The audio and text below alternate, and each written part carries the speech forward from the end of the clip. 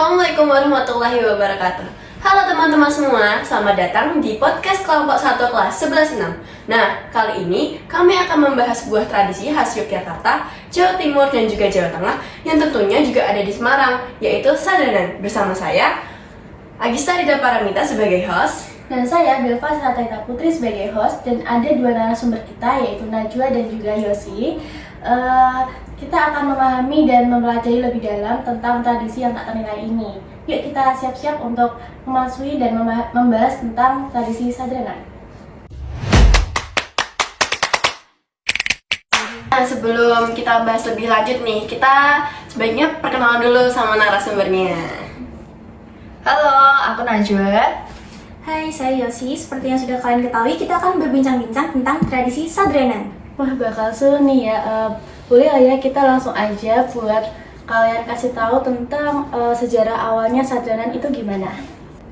Nah, jadi sebelum kita masuk ke sejarahnya tentang Sadranan, kita perlu tahu dong secara umum Sadranan itu apa sih? Nah, kalian sadar gak sih kayak akhir-akhir ini orang-orang itu banyak yang melakukan ziarah kubur, atau kalian bisa lihat yang pedagang-pedagang kaki lima biasanya di pinggir jalan itu akhir-akhir ini libur. Oh iya, kemarin aku lagi cari jajanan pasar gitu kan, dan ternyata tuh penjualnya pada libur, jadi agak sepi gitu. Nah, itu mereka bisa jadi melakukan upacara nyadran ini atau Sadranan. Ya, walaupun bukan semua orang ya yang melakukan upacara ini, tapi di daerah Semarang masih banyak juga yang melakukan upacara Sadranan ini. Nah betul, jadi yang menjadi pertanyaan itu Sadranan sebenarnya apa sih? Jadi Sadranan merupakan salah satu kearifan lokal yang berada di Jawa.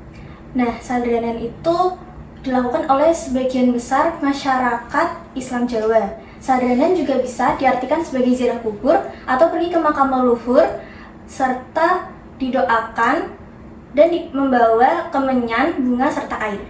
Oh oke. Terus apa bedanya dengan ziarah kubur biasa?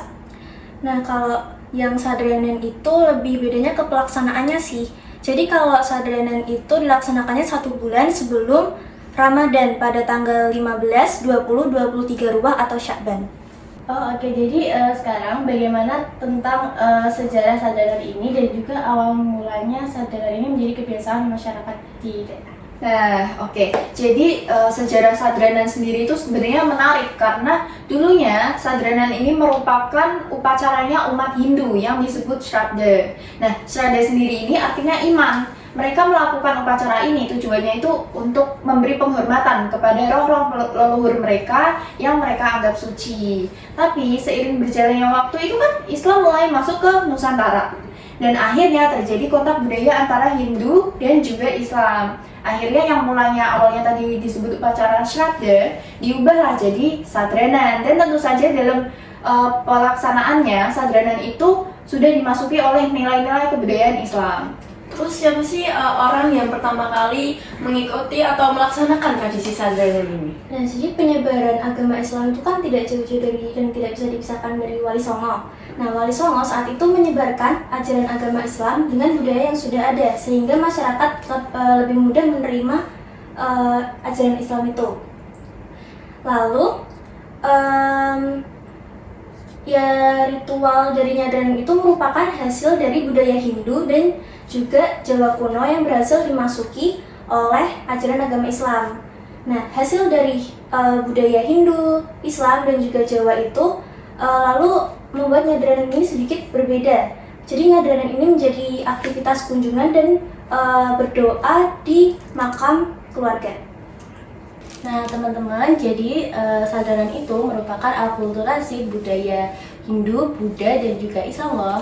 Benar. Nah, kalau boleh tahu gimana sih jalannya atau urutan dari tradisi Sadranan ini? Nah oke, jadi tradisi Sadranan ini dibagi menjadi beberapa tahap ya. Yang pertama itu melakukan besik, yaitu membersihkan makam para leluhur dari kotoran ataupun rerumputan. Nah yang kedua itu kirap. Kirap merupakan arak-arakan peserta nyadran menuju ke tempat upacara adat. Lalu yang ketiga ada penyampaian ujub atau maksud dari pelaksanaan upacara adat ini oleh pemangku adat. Lalu yang keempat ada doa bersama yang dipimpin oleh pemangku adat untuk mendoakan para roh leluhur yang sudah meninggal dunia. Nah, upacara yang terakhir ini disebut dengan upacara Kembul Bujono. Mereka yang mengikuti kenduri akan membawa makanannya dari rumah masing-masing. Mereka membawa makanan tradisional seperti sambal goreng ati, terus habis itu sayur urap, tempe bacem, ayam, dan intinya makanan tradisional kayak gitu. Dan mereka ini akan menaruh makanannya di depan untuk didoakan dulu sama pemuka agama. Nah, terus habis itu mereka akan bertukar makanan, jadi antar warga itu akan bertukar dan akhirnya makan bersama. Oh iya, apakah tradisi ini hanya boleh diikuti oleh umat Islam atau umat lainnya juga boleh mengikuti? Nah, dalam tradisi sardanan ini tidak hanya diperuntukkan oleh atau untuk orang yang beragama Islam aja nih. Seringkali masyarakat antar etnis ini berkumpul untuk melakukan doa bersama-sama. Lalu, tradisi sardanan ini tidak hanya sebagai sarana mengenal, mendoakan, dan juga mengenang para leluhur yang telah meninggal dunia. Makna dari sardanan ini yaitu untuk memetik nilai-nilai kebaikan dari para leluhur.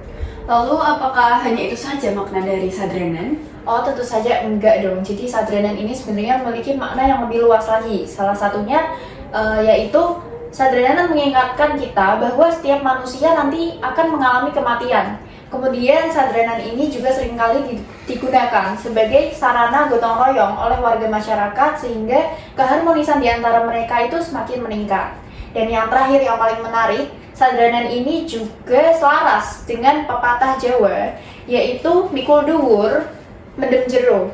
Nah, maksudnya apa sih? Jadi kalau ada ajaran yang kita anggap baik, itu harus kita pikul tinggi-tinggi atau kita harus melakukannya di kehidupan sehari-hari. Dan sebaliknya, kalau ada ajaran yang membawa kita ke keburukan atau kita anggap salah, itu kita harus menguburnya dalam-dalam.